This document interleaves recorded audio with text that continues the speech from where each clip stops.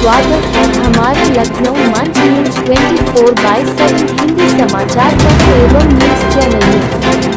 सही खबर, सच्ची खबर। कृपया सब्सक्राइब, लाइक, शेयर, कमेंट जरूर करें। हम लोग बचपन में सुनते थे अलग अलग जनपद की अलग अलग उत्पाद के बारे में।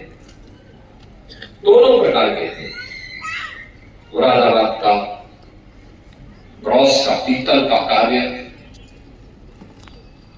अलीगढ़ की हार्डवेयर के ताले, अलीगढ़ के तालों के बारे में चर्चा होती थी, सहारनपुर के फर्नीचर की चर्चा होती थी, भदोई के कारपेट की चर्चा होती थी, लखनऊ की जरी दरदोजी की चर्चा होती थी, बनारस की साड़ियों की चर्चा होती थी, फिरोजाबाद की चूड़ियों की और ग्लास के आइटम की चर्चा होती थी और मिक्स होता था। मेरठ की कुछ आइटम के बारे में, हापुड़ के पापड़ के बारे में, अगर मेरठ की रेवड़ी थी तो हापुड़ के पापड़ भी थे, आगरा का पेठा भी था, लखनऊ का चाट भी था,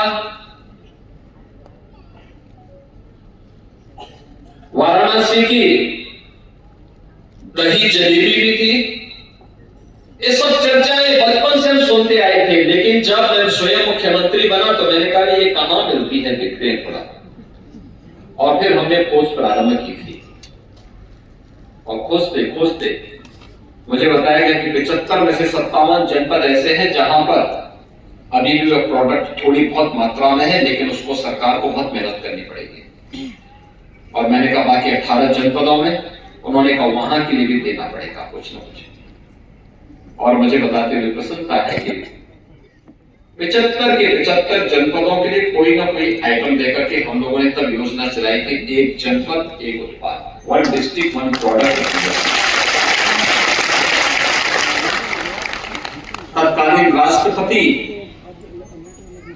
श्री रामनाथ कोविंद जी के हाथों से हमने इसका शुभारंभ किया था, उत्तर प्रदेश दिवस के दिन प्रारंभ किया था और प्रधानमंत्री मोदी जी ने इसकी सराहना करते हुए अपने बहुत अच्छे कमेंट और मार्गदर्शन इसके लिए हमें दिया था। आज इसी का परिणाम है कि उत्तर प्रदेश आज एक्सपोर्ट के एक हब के रूप में उभरा है। कोरोना जैसी महामारी के दौरान लाखों नौजवानों के लिए, कारीगरों के लिए, श्रमिकों के लिए अपने ही गांव, अपने जनपद में नए रोजगार का सृजन इस योजना के माध्यम से करने में हमें सफलता प्राप्त हुई। आज 1 डिस्ट्रिक्ट 1 प्रोडक्ट की योजना उत्तर प्रदेश की पहचान बन चुकी है। विश्वकर्मा श्रम सम्मान की योजना हम लोगों ने 2019 में प्रारंभ की और विश्वकर्मा श्रम सम्मान में राष्ट्रपिता महात्मा गांधी ने जिस भारत के बारे में कहा था, ग्राम स्वराज की परिकल्पना को साकार करना है, वह साकार सरकार के स्तर पर नहीं बल्कि इन्हीं कारीगरों और हस्तशिल्पियों के माध्यम से वह सपना साकार होना था। इसमें गांव का ही कारपेंटर, गांव का ही लोहार, गांव का ही सुनार, गांव का वही हलवाई, गांव का ही राजमिस्त्री, गांव का ही नाव हो या मोची हो, ये सब गांव के ही अंदर रह करके अपनी आजीविका चलाते हैं, एक दूसरे पर आश्रित होकर के एक दूसरे के सहयोगी बनते हैं। लेकिन उसको वहां पर बहुत उत्साह नहीं मिल पाता, मंच नहीं मिल पाता है और इसलिए हमने कहा कि अगर इसको हम प्रोत्साहित करें, एक ट्रेनिंग दें, एक सर्टिफिकेट दें, ट्रेनिंग के दौरान का मानदेय दें और ट्रेनिंग पूरी होने पर उसे टूल किट उपलब्ध करवाएं, आज की डिजाइन के अनुसार,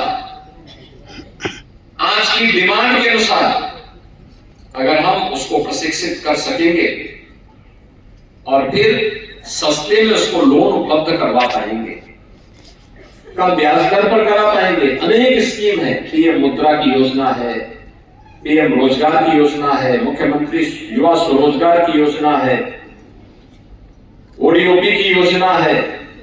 किसी भी स्कीम के अंतर्गत अगर हम इन कार्यक्रमों को आगे बढ़ाएंगे तो उद्यमी को भी संबल मिलेगा और साथ साथ रोजगार का भी सृजन होगा। और मुझे प्रसन्नता है कि लाखों हमारे हस्तशिल्पी और कारीगर इस योजना से लाभान्वित हुए। आज उसके माध्यम से लाभान्वित होकर के एक नया जीवन जी रहे हैं और न केवल अपने परिवार की खुशहाली के लिए बल्कि समाज की खुशहाली के लिए भी काम कर रहे हैं। युवाओं को रोजगार भी दे रहे हैं। बहनों और भाइयों, कहने की आवश्यकता नहीं है